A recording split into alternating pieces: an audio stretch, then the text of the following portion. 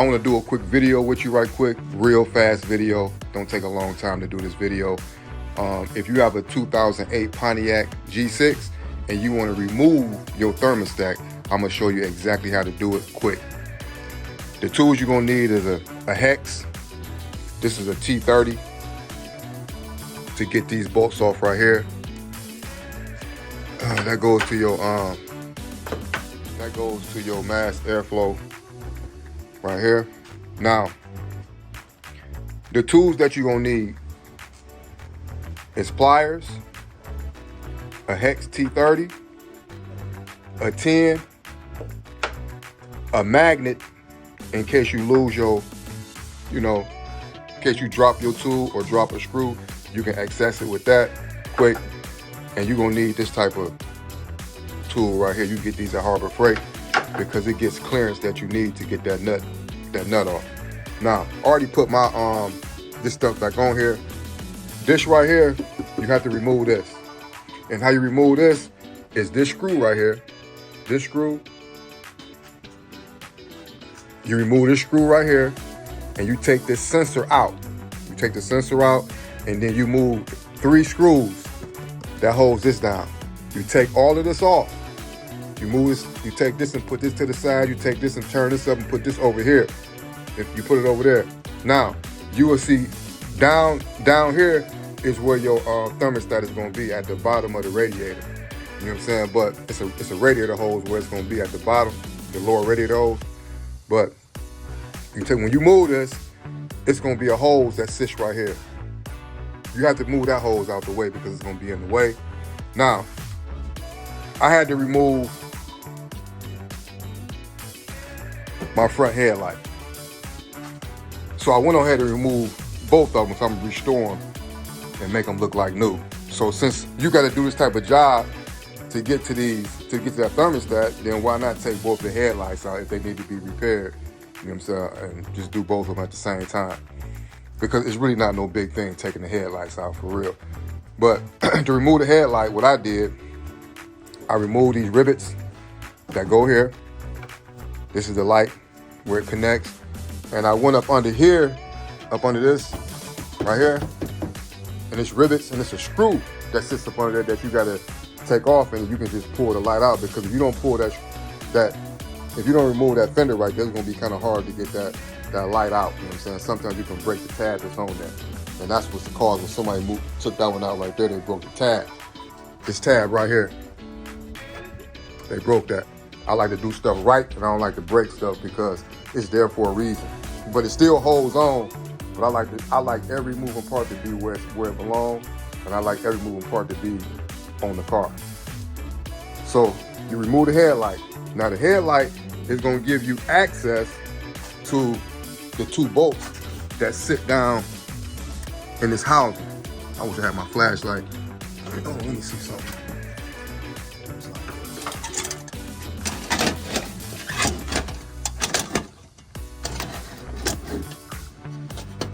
Okay.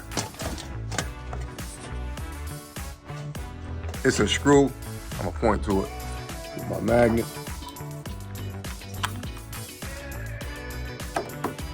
It's a screw that sits right here. That sits right here. And it's a screw that sits right here. Right there.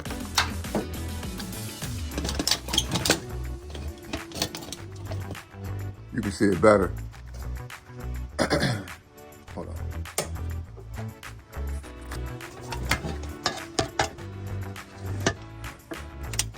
You can see the screw better right there, but it sits right. It sits right here. That's where it's at, right there. Now, I just put everything back on there, but when you take this stuff off, you'll be able to see exactly what I'm talking about. Now, to gain access to those screws, everything sits at angles. You know what I'm saying? And you gotta be at an angle to actually get that screw off. Oh, I'm not gonna do this thing with one hand.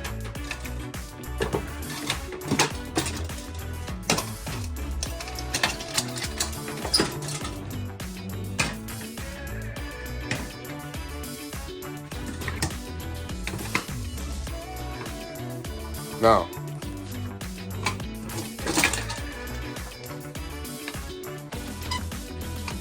put this back up here.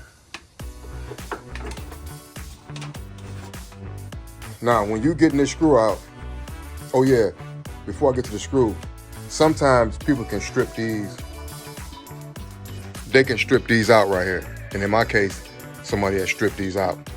All you gotta do is go get a zip tie. Cut a zip tie in half. Put the zip tie down in this screw right here. And bolt the screw down and it'll tighten up like it'll get new treads on it. It'll tighten up tight where it's supposed to be tight, because you don't want no air getting in this, because your car ride kind of rough and it'll shake a little bit because there's air getting in there. But if these are stripped out, that's a good little remedy to use. It's plastic zip ties. All that's plastic with a metal screw. But to get to this screw, you're gonna be at an angle.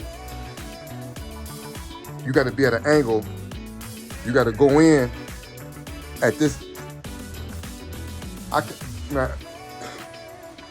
wish I could show you. I don't have my, can't sit my phone, but you gotta go at an angle to get to it. Once you get the right angle, take your time. When I tell you this, take your time bagging that screw out. When you get it at an angle, put both your hands on it and bag it out. If it take you 15 minutes to get that one screw out, another 15 minutes to take the other screw, even though it's not gonna take that long, but take that long. Because you do not want to break that screw off in that position that screw is in, because they're gonna charge you a lot of money just to get that screw out of there, because they gotta remove so much stuff just to get access to that screw. So take your time and bag the screw out. Bag it out. You know what I'm saying? And take once, just bag it out slow. Bag it out slow, because sometimes when those screws, when they get old, they get brittle. And I broke a screw off in my Benz. I broke the screw off, and it wasn't, and the screw looked like it was a strong screw, but over time those screws get brittle from heat. You know what I'm saying? Just the age of the screw. And I angled it a certain type of way, and it broke off into the engine block. So that was another situation where I had to take it down to a mechanic where they had to drill it out.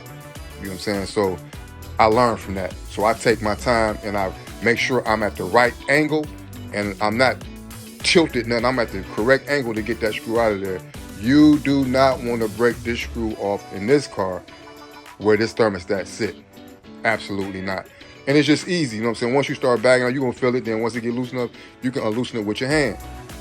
On the other side, you're going to need a 10 too, but you're going to need a deep socket, or you're going to need one of these right here, a deep socket 10, or you're going to need this. But, and you just bagged out the same way. Just take your time. Then when it get loosened up, you just take it out with your hand. Then you put it back in there. It's easy. It's easy when you get the thermostat out. It's easy. You put it back in there, line it back up, make sure everything is flush. Put the screw in there. Take your time. Tighten everything back up, and that job is done. And you save yourself some money by doing the job yourself. And you know the job is done right. Because with a job like this, man, they're gonna try to fly through it. And this right here is a very serious job right here, because you're dealing with a thermostat that can cost you your engine, literally. You know what I'm saying? Just a little $20, $21 piece can cost you your engine from overheating, literally. So my thermostat was stuck open. And I didn't notice my gauge, it wasn't moving. You know, it wasn't getting up the temperature. And that's one of the signs of your thermostat being stuck open. Stuck closed, your car is gonna overheat. So I addressed this issue. I got to the point where I was like, nah, I'm about to call one of my mechanic brothers over here to come. I'm gonna pay him to get this out of here. And some say, no, you do it. You do it. So what I learned is that no matter what struggles you go through, persevere, go through it, and overcome it. Because when you overcome that struggle, you gain two things: patience, and you gain skill. So if somebody ever had this situation in the G6, I know exactly how to address the problem, and I will address it even quicker because now I know how to do it. I know how to do it. So doing things on your own is valuable because self-education, like I say, is the most reliable, durable information that you can receive in your lifetime. It's just durable when you do things on your own. Then you cut costs. Then you cut out the middleman. You know what I'm saying? It's just you. You know what I'm saying? And, you know, learning a skill is something beautiful, man, because you can always use it. You'll never lose it, but you can always use it. So that's just a quick video just to show you how to get this thermostat out. It sits on the passenger side. It's the lower radiator hose. It sits down there. You got to take your headlights out. You got to unloosen your bumper. And you got to have the correct tools just to get it out. And they're simple tools, but having the right tools cut a lot of time and you get the job done faster. The reason why it took me a couple of days to get this out because I was trying to figure out how to get it out. You know what I'm saying? I went on YouTube. You know what I'm saying? They showed me how to do it. And I'm like, man, but it's easier to watch it than to do it. You know what I'm saying? So I watched a few more YouTube videos. I said, man, let me go ahead and get up and do this. And I get up and God walk through it with me. And I got the job done. All praise due to God.